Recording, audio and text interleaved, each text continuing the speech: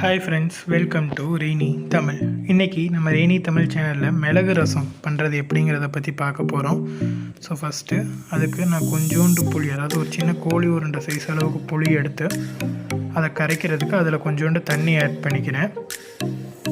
So புளியை நல்லா கரைச்சி விட்டுருங்க. இப்போது 2 மீடியம் சைஸ் தக்காளியை நான் இதில் சேர்த்து கரைக்கிறேன். எவ்வளோக்கு எவ்வளோ இந்த புளியும் தக்காளியும் நீங்கள் நல்லா கரைக்கிறீங்களோ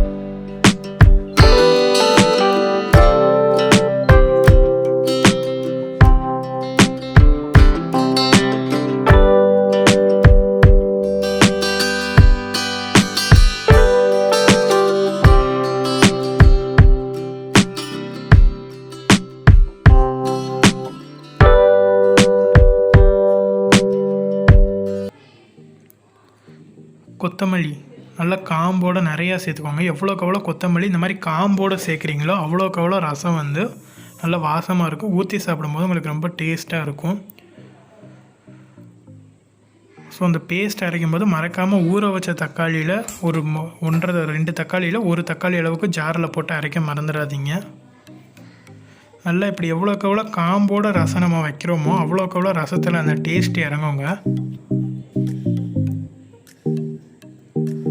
கொஞ்சம் நீங்கள் கொத்தமல்லி போட்டு லைட்டாக அந்த ரசம் வந்து கொஞ்சம் அந்த தண்ணி தனியாக பிரிஞ்சு வர மாதிரி லைட்டாக வரும்.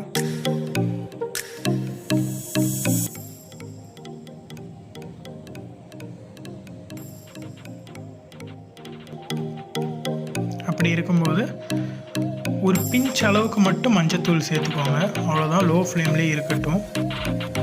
பாருங்கள், இப்படி நல்லா முறை கட்டி ரசம் கொதிக்க ஆரம்பிக்கும். லைட்டாக நல்லா பார்த்தீங்கன்னா உங்களுக்கு தெரியும், சுற்றி முறை கட்டி நடுவுலையும் முறை கட்டி ரசம் கொதிக்க ஆரம்பிக்குது. இப்போ தான் இந்த மாதிரி ஸ்டேஜ் வரும்போது தான் நீங்கள் ரசத்தை ஆஃப் பண்ணிடணும். ரசத்தை ரொம்ப கொதிக்க விட்டிங்கன்னா நல்லா இருக்காது ரசம். இந்த மாதிரி கொதிக்க ஆரம்பிக்கும் போது ஆஃப் பண்ணிடுங்க.